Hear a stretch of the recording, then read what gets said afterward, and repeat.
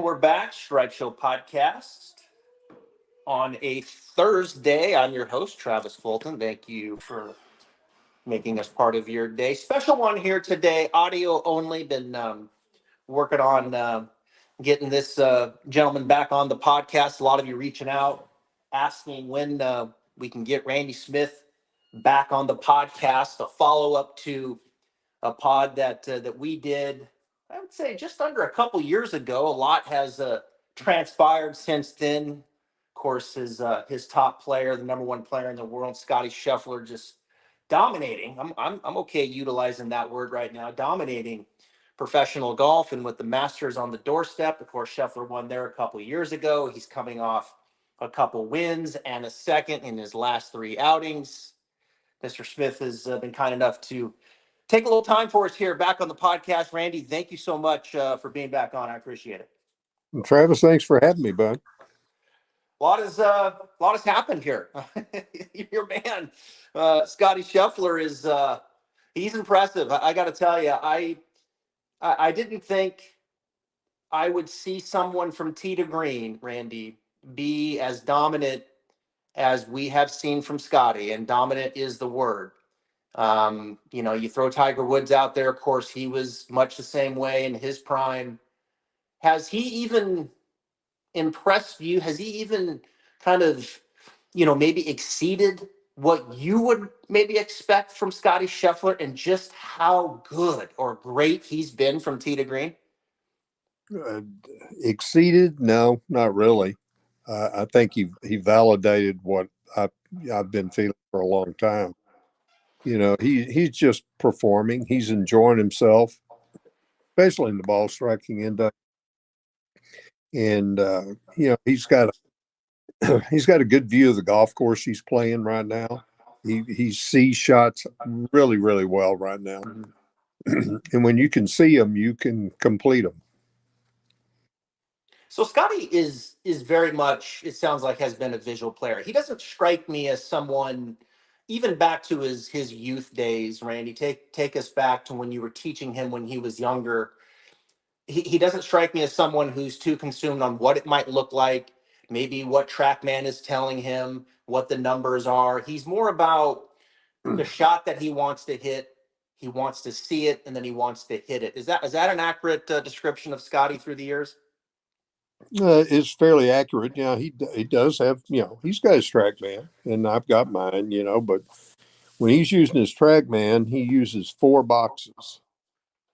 And it's used primarily, a lot of it's for the wedges, but all clubs, he's got 4 boxes: club head speed, distance carried, and basically the spin numbers. And that's it. That's the only thing he wants to see. You bet. How about video? How often does he want to look at his swing? Not very often.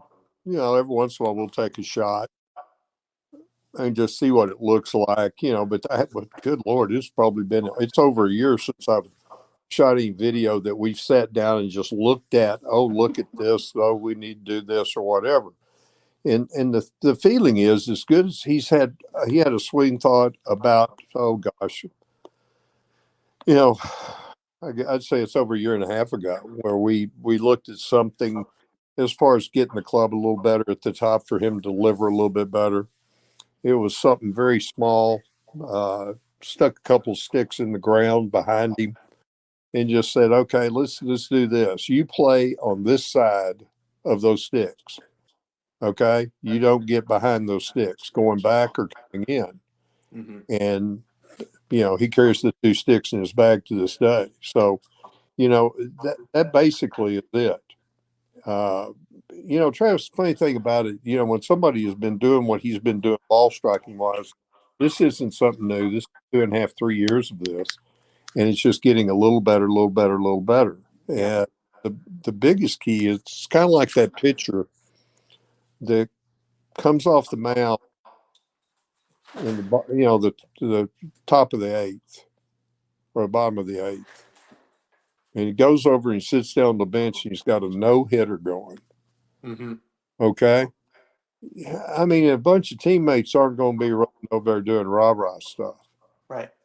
And you're not going to go over and say, I love the way you're really good with that left foot coming off the rubber right now. This is great. You're not going to go in there and even talk about it that much unless, unless he's got something. You wouldn't really talk to that pitcher.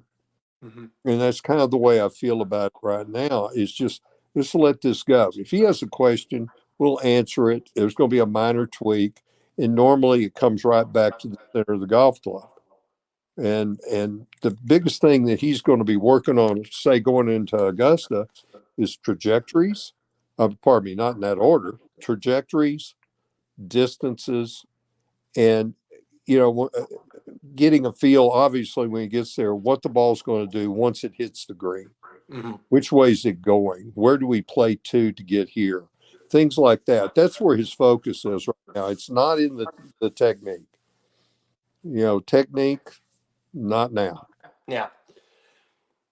It's interesting when I talk to, there's been some sports psychologists that I've had come on, and one of them, who's one of the top sports psychologists out there, I'm not going to mention his name, but he told me off the air, I said, what's one of the more challenging things that you have working with the best players? And he said to me, he says, that it's convincing them that who they are and what they do is good enough. Like Yeah. what they do is good enough. It got him here. It's good enough. Yes, you can make some tweaks here or there and have some incremental improvements, or maybe you attack a weakness. There's things to work on, right? And ways to do it. But who you are and what you do is good enough. And I really, it kind of hit home with me. And I think about Scheffler coming out of college, right? And Bo Hostler he played primarily number one, and then Scheffler and Gim, and like they had this great team, but Scheffler was just kind of part of the group, and then he turns pro, and it kind of took him a while to crack the code, to get his win, but and you look back and all along he just kind of was learning and believing in himself, and maybe a little bit here and a little bit there, and then pretty soon the light comes on, he's seen the courses once or twice, and off he goes, right? And he just starts winning, and here he is now flourishing with confidence. And so it just strikes me when I look at Scheffler, he is that person. Like he does believe that who he is and what he's brought to the table is good enough, and it's flourishing. Is that accurate? Well, I'd say it's very accurate. If you go back to his college days, people don't remember this or don't probably wasn't out there that much. He was playing hurt most of his college career. Mm, And, mm, growth growth pains are severe sometimes in somebody mm. grew as fast as he did. Wow. Uh, so his body was not feeling 100% really through college. Now, he played pretty good his freshman year. I think his freshman of the year that year. He did pretty darn good his senior year, but there was a lot of little ouches and dings in there that he was dealing with. Mm, And not a lot of people really knew to the degree. And he kind of fought through that with a marvelous college career.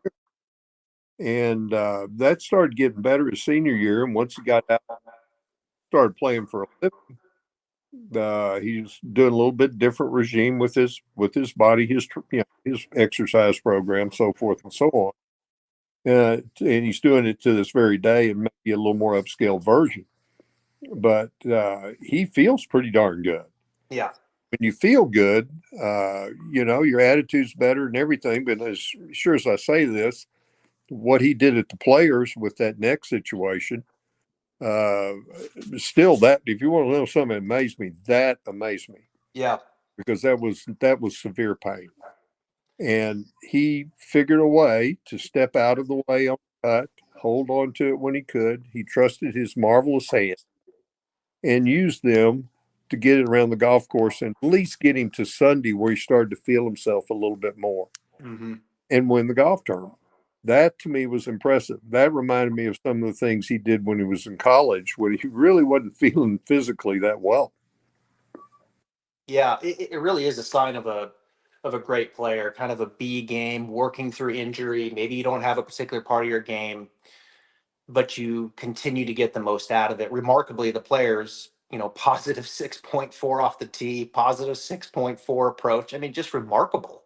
um, with what he was dealing with in his neck. Of course, he wins the Players, he wins Arnold Palmer, and I want to get back to his swing and I want to ask you specifically, of course, about his putting here in a moment. But I want to ask you about a short game technique first. One of the things, Randy, and I don't think you're on X or Twitter or social media that month. And God bless you. I wish I could do the same thing because it's not great for your mental health.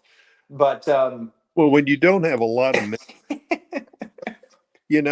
why would I ever get yeah, on yeah, I know. first? Yeah, no, you don't need to. No, you don't need to. You're not missing anything. So, There you go. but one of the things that is debated a lot, Randy, is the idea. I think in the modern teaching, when you look at short game, it's utilizing the bounce more. It's certainly discussed, right? Let the club head come in, utilize the bounce, get the leading edge off the ground in general, and that's a good stock shot, right? We'll just leave it at that.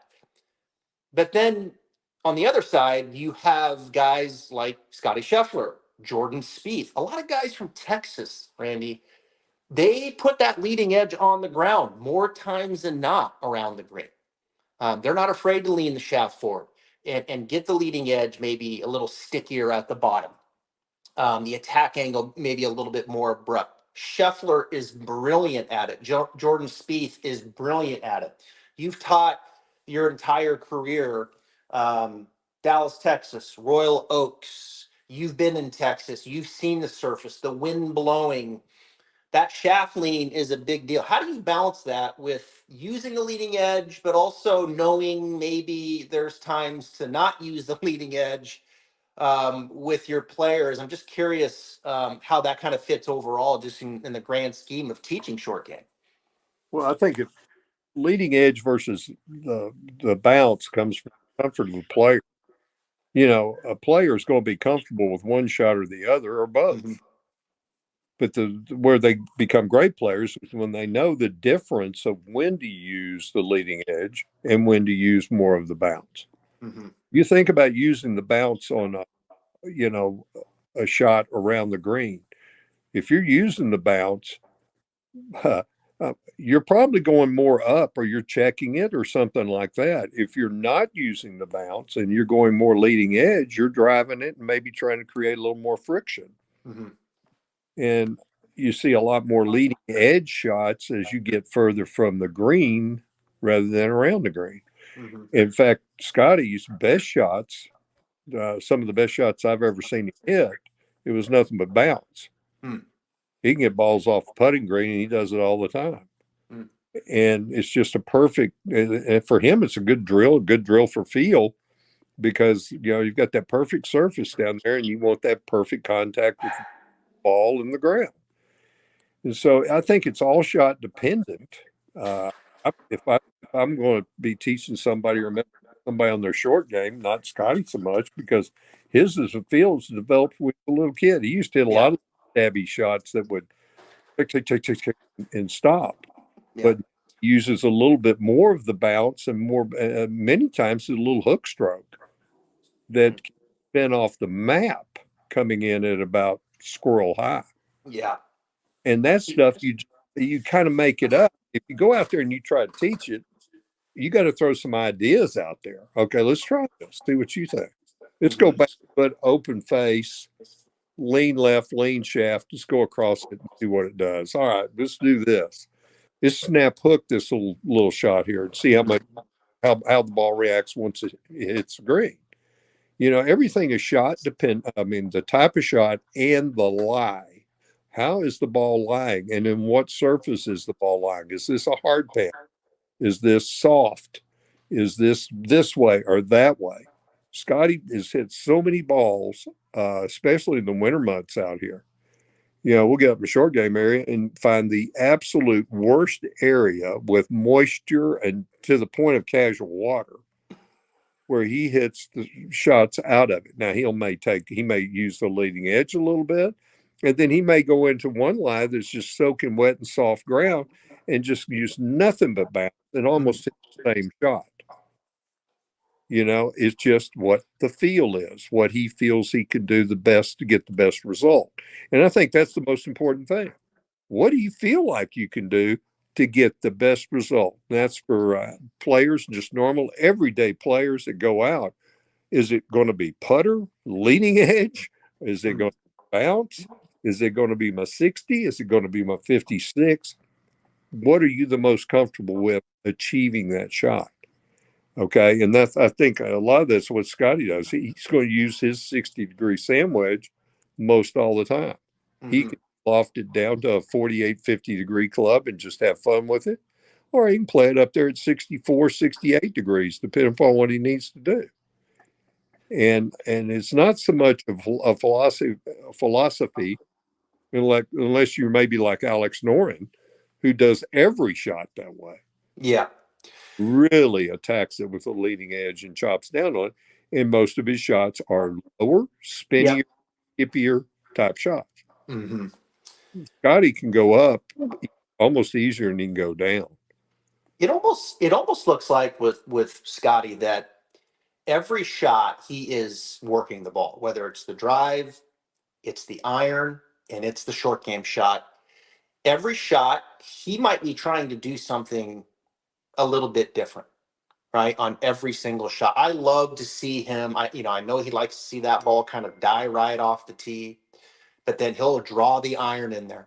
And what you're telling me is around the green, it may not be just this one stock shot that he's hitting 8, 9 out of 10 times. He's going to go ahead and maybe draw the one in there, use the leading edge the next time, use the bounce the next time. I mean, it is truly kind of a very much an art here that we're watching as he's kind of navigating the course. And I think you can see it and appreciate it more in the full swing. Yes. But I got to tell you, man, his short game is so damn good. And some of the shots that he hits, I'm just absolutely amazed, And I go back to when he won the Masters in 2022 and just like, my God, this guy is brilliant around the greens. Well, Travis, you bring up a really good point, and it goes back to I think his young days here at Hmm. the club when he was coming up. I mean, absolute golf nut. I mean, every day, all day, morning till dark, and loved doing it. One of those deals where mom and daddy and those people are so sweet to him. He comes to the golf course, and they're not out here pushing him to do anything. He is out here doing, creating at 10, 12 years old. I mean, or even before, he's creating shots. And the more he was doing it, he had to have kind of a template. I can sit there, or the next coming of the greatest instructor who ever walked the face of the earth, say, well, we need to do more of this with that short game shot, or we need to do more of this, and maybe we need to change club. All those are not good suggestions. But until you go out there with your wedges or whatever, and you see in your mind whoa, look what I just did. How did I do that? Okay. But he got to almost, it was like cheating for him because he got to watch great players that I've been fortunate enough to have out here at the club, work with or whatever. I mean, he said much players like Justin Leonard, Mm, Colt Most, John Rollins, Martin Flores, Chris Cox, mm, Ryan Palmer. yeah. I mean, we can go on and on with those. And just sitting there and watching them. A great example of that was when he was about, I'd say 11, 12 years old. I look over, I'm giving a short game lesson to a member over on the side of our practice green. He is in the bunker with his sand wedge over his knees, sitting on a den caddy in the sand. And he's watching Chris Cox, who was a great player, played the tour for a while, All American to Oklahoma State. And Chris is in the bunker hitting bunker shots. And Scotty's sitting 3 feet away from him on the den caddy right in front of him. And he watched him hit shots. This goes on. I give this session I was given is 45 minutes an hour. They were there at least that amount of time. And I'm fixing to leave, and I see Chris pat him on the head, and they've been talking back and forth. I don't know what they're saying. And I see Chris leave, and he waves, and Scotty waits for a second, and he kind of looks at the sand, looks at the shot Chris had been hitting for about an hour. And Scotty takes a sand wedge out, and the next thing I know, he's hitting the same shot, right? Well, I don't pay much attention. I was finishing up my session, and all of a sudden, excuse me, all the I think I just swallowed the bug. No problem. Take your time. A little swig of water here. Yeah, take your time. Excuse me. Anyway, Chris is gone, so he starts hitting the same shot. Mm-hmm. Walking away, I hear this scream, just screaming. Yeah, yeah, woo, yippee. I'm going, what in the heck is going on with this kid? I walked down there and said, what are you doing? He says, watch this. Well, Chris was hitting the ball on this high point, and then it would trickle down to a pin that was below it, right? Scotty's got a sand wedge, had no grooves on it. It was a junior sand wedge. I don't know how light they would be. He's in this bunker. He hits the shot, and he said, watch this. He hits it dead perfect. Goes up, hits on top, checks beautifully, trickles down the hole. What's this? Now, what's this? And then he hits it again. The ball goes a little bit higher. He hit it really, really nuked it. It flies to the flat by the pin. One hop stopped. He's not 10, 11 years old. And I go, he said, see that? See that? I said, yeah, well, what do you get out of it? What are you figuring out here? What's going on? And he says, Randy, the harder I hit it, the more it spins. Yeah. What? This is the coolest thing I've ever done. What? And so he starts doing and hitting these shots. I watched him for about 10, 15 minutes. I just shook my head. Anyway, this kid is absolutely just spanking the sandwich. Hmm. His takeaway from watching Chris was the harder or the faster the club was going through the sand, the more friction it created and the more backspin he created. And that's cool for him because the kids he's playing with, in his little junior tournaments, they are not spinning sand wedges out of bunkers. And he could. Man, Yeah. carried that around like a coat of armor. He thought that was so cool. Same thing, sitting still watching. Good Lord, Martin Laird was in here doing stuff. He'd watch Martin, and Martin doesn't talk a whole lot, but Scotty could get him to talk. And Scotty wasn't a big talker. He was a big listener, a big watcher, imitator. And he'd watch him. Good Lord, we can go back to players. These are older guys like Joel Edwards.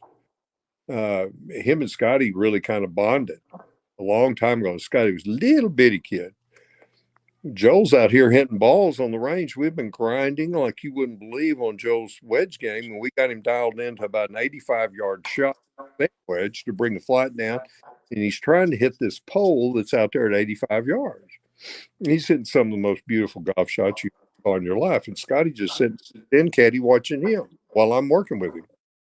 Doesn't say anything. And then finally, Scotty pops up and says, Joel, are you trying to hit that pole? And Joe says, yes, Scotty, I'm trying to hit that pole. Scotty said, okay.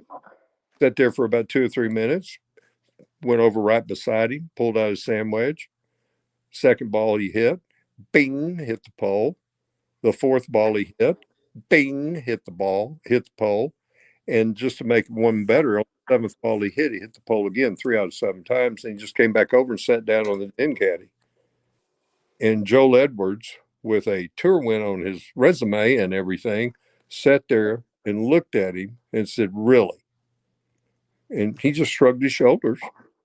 And then he wandered off of someplace else, the other side. I love He did yeah. all this by imitation. Mm. He had a phenomenal library of influences, especially in the short game, watching guys chip the ball. And they take him out and play with him. Mm-hmm. Some of the best money grind matches I ever saw were 2 kids that were playing nationwide. One of them, they both played 1 year on the tour, B.J. Staten and D.A. Wybering's son, Wybering. And those two tour guys with big bags take Scotty out there, throw his bags in the middle of the golf cart. Scotty would run down the fairway. He'd play with them, but he watched everything they did. Mm. I love that. Scotty was as a youngster, he was curious, and he would watch, like you said, he was a good listener, and imitation. I love that. He built that memory bank. He wasn't the talker, but he was watching, he was listening, and he was imitating, and he was building this incredible library up, um, and discovery, right? Like just the idea that he told you of the spin. Here's how it works. The discovery to Hmm. me is just brilliant, and at such a young age. And it was much earlier than kids in high school, junior high, all of a sudden kind of figure out a little bit of that stuff. But he just kept looking at various things, flighted shots. He always loved flighted, you Mhm. know, in the low burning 4-iron, Mhm. and where most people say, well, that's not quite the swing we're working on. I'm going, do it again. Let's go. Let's flight that ball down, because all these things he did with moving the ball were all connected to targets. Everything he did, when I first saw him, when he first came out, as a 7-year-old kid, and his parents said, well, what do you think? And I'm figuring this next coming to Tiger Woods. Oh boy, here we go. And I sat there and I watched him. I ended up watching him for an hour and 15 minutes. So I thought I was going to watch him for about 5 or 10. And call shots out. He would hit the shot I call out, or pretty close to it. But every shot he hit, Travis, was tied to the target. Mhm. Hit me a draw to where? Hit me a fade to where? Hit that pole. Which club you want me to hit it with? Okay, that pole's 8 feet tall. It's 85 yards in front of hit it with 4-iron. Got it. Here we go. Mhm. And wouldn't shy away from it. So he had such a good picture of what he wanted to do, and then he let his body and his feels create the shot. Yeah. Granted, there's some teaching, there's some this, there was some grip things. Sure. We fiddled with some grip issues early on, but what you do with young kids all the time. But as the time was right, he would make the changes appropriately. Especially when he saw benefit. He's still that way to today. He'll do something different if he sees it's going to be better than what he's doing. I found a swing, and I'll send it to you, Randy, of Scotty when he was playing in an AJGA event. And he was hitting a driver. It was a really good angle. He was probably 12, 13. Okay. And then I captured a swing of Scotty last year. I can't remember what tournament it was, but anyway, the angles are pretty close. Right. And it's amazing to see the similarities. Hmm. I mean, in the footwork and the finish, and the only like maybe major difference you could see when he was younger, and a little bit it was camera angle. The club head maybe got a little behind him early, where now the club head looks a little more out in front of him, as an adult. And so like you could see the initial takeaway maybe was a little different where the club head was in space and relative to his body. Right. But by God, Randy, like the turn and the footwork and the finish and the spine, I mean it and the rhythm, it was Scottie Scheffler, a mini version. I mean, it, Hmm. it was amazing to see the DNA was, I think, very much still intact Sure. years and years later, as the number one player in the world. So I know you're busy. I want to transition here, to this, to his putting, and what we're seeing now, in the improvement of Scottie Scheffler's putting. I want to, before we talk about where he is right now, if you could just like take us back to when Scottie was, he was struggling there, right? I mean, it's no mystery of, I think where he was. God, I look at some of these stats. I'm going to share a couple stats with you, and then I'm going to share with where he finished. It's just, I can't even comprehend what how this works. Like you go back to 2023 at the US Open, Randy. No, I'll go back to Memorial. Hmm. Back in June of 2023, he lost 4.6 strokes on the green and finished third. Hmm. Then he goes 2 weeks later to the US Open and loses 8.5 strokes putting and finishes third. Right. like, huh? And then then you get into into the summer, and I think he was definitely struggling, and take me back to the heel strike in the putter, and some of the struggles that were happening with the putter, and kind of your role in maybe suggesting to Scotty, maybe we try something different, which has then kind of led to him working with Phil Kenyon, which you can see now some progress here over the last, say, month, as it pertains to strokes gained putting. Well, there were a lot of things that went on in that, and Phil, Phil, sweetest guy in the world, and he had a real good way of addressing the heel strike. The heel strike, you know, sometimes you line the ball up the toe a little bit, you do end up coming back to center, get it to the heel, Mm-hmm. and things like that. The technical stuff, I don't even need to get into the technical stuff, but that was pretty much the easiest part. The biggest thing was to get Scotty comfortable on the greens again, and Scotty started doing it. But then, we started working way too hard trying to do the stroke, and worked very hard trying, and everybody did. Just be a little more reactive. Is speed the routine up a little bit, boom, boom, things like that. And then one thing led to another, and then he took a different approach to putting here, really, before Bay Hill. And that approach was is to go to a stable club head, like with the spider instead of the blade, a little more stable when you stroke it. But the thing that the putter gave him was an absolute perfect picture of what the line is, because he had putted with one before, and he tried it, but it just didn't look right. This putter looked right to him, and he could frame the golf ball more. Mm. And in doing so, he said, why am I using the line on the ball? I mean, I'm working so hard with the line on the ball than the line on the putter that it was tangling up a little bit. So he went away from the line. He let the putter itself line him up. Okay. He freed himself up. He stood up a little bit to free up his arms a little bit.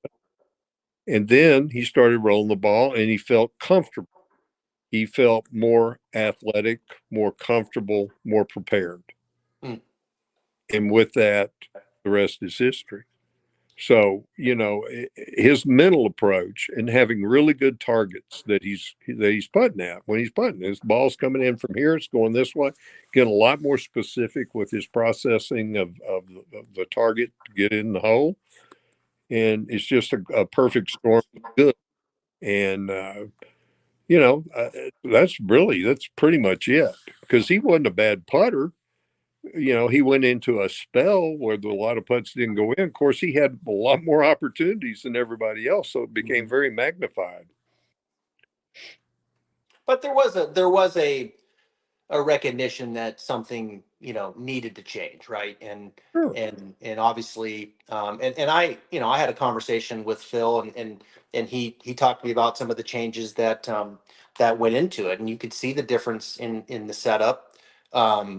You could see the difference in the stroke. I think the ball started coming more out of the center of the face, and Right. as he got comfortable with it, you could start to see the growth with Scotty's putting, the confidence. I saw him hole some putts at the Players that I thought just were really telling, and just how much he's kind of turned the corner with his putter. So, there were some changes. Those changes obviously always, seem to get tweaked as you go. The player has an opinion, and you kind of find that middle ground to some degree, if you will, and then obviously enter the mallet putter, and all of a sudden he looks a little different at address, the stroke's a little different now, the mallet putter, and all of a sudden he's a different person, and starting to look like he's going to be living not in the red of strokes gained putting, but building on what is now. When I look at it statistically, it's 5 out of the last 6 events he's been positive in strokes gained putting. Of course, winning Arnold Palmer, winning the Players, winning the Houston Open. I'm curious, where did the I got to ask you this because in the world of social media, like the idea of the mallet putter and the switch came from Rory's suggestion. Rory said something to the press that Scottie should try the mallet putter. Did that have any No, merit to him switching to the mallet or no? that's Furthest from the truth. Okay. furthest thing from it. Scotty did with the spider. He did the year before, Okay. and the spider he had just didn't the look wasn't quite right. And TaylorMade came in and they said, "Well, let's try this." Mm-hmm.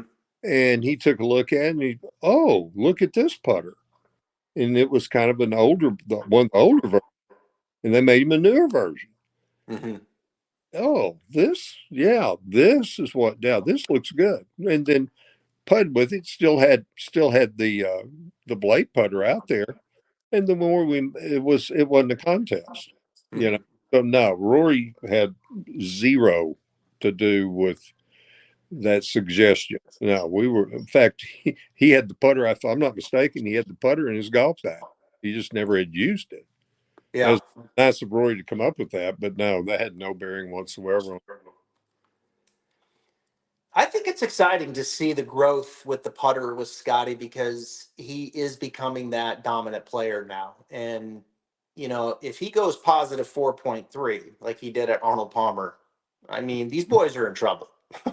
like Oh, these boys on the PGA Tour, they're in trouble because tee to green, he's dominant. And you're telling me now that he's going to start living positive 4.3 at Arnold Palmer, positive 1.2 at the Players. He was positive at Houston Open finish. I mean, if this guy's going to build now and become let's say, just better than average PGA Tour putter, or God forbid, one of the best putters on the PGA Tour. I mean, how good can this guy get with the flat stick, in your opinion, from based off what you've seen in the past? It's well documented, his ball striking, his short game.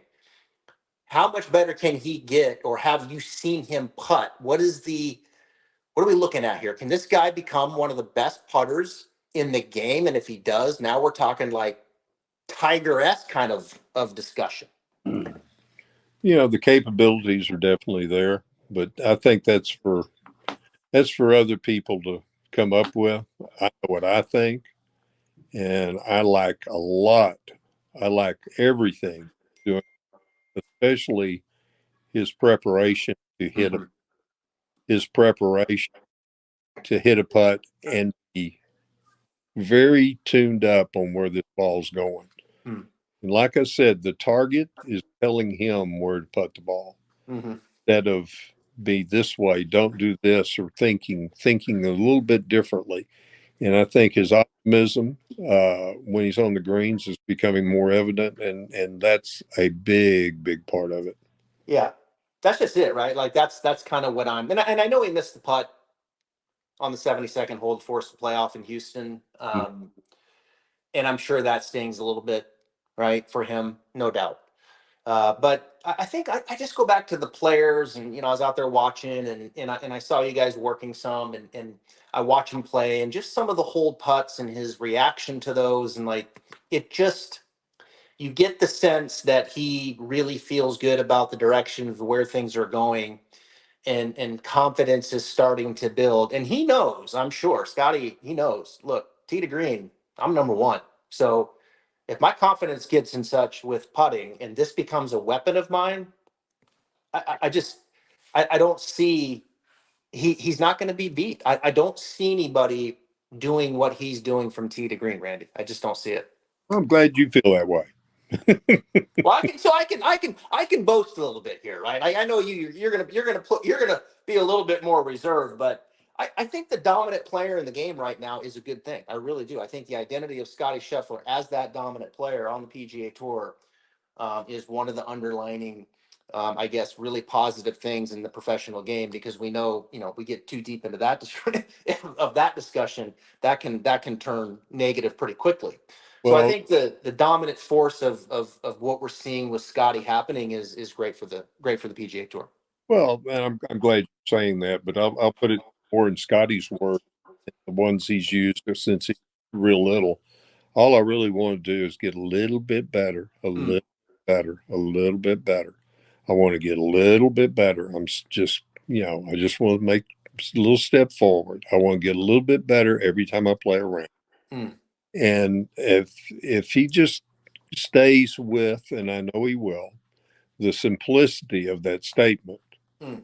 then we'll let the cards fall where they may. Yeah, No telling. no telling. There really isn't. Well, next time we'll see him, we'll be at Augusta where he won 2 years ago. He finished 10th last year. Of course, John Rahm will be in the field. All the boys from Live. It's going to be exciting. Hey, Randy, I can't thank you enough for joining us again here on the podcast. I really appreciate it. Well, Travis, I appreciate you asking me, and I look forward to seeing you. Uh, Yeah, I'll come. I'll come say hi next time. I promise. I was going to, and then all of a sudden you guys disappear. it's smoke. Scott is popular. Like there's people running all around him now, so it's hard to get through all these people sometimes. Got to be careful with all that. All right. Thanks, Randy. I appreciate it. You got it. You take care. Okay, you too. Okay, bye.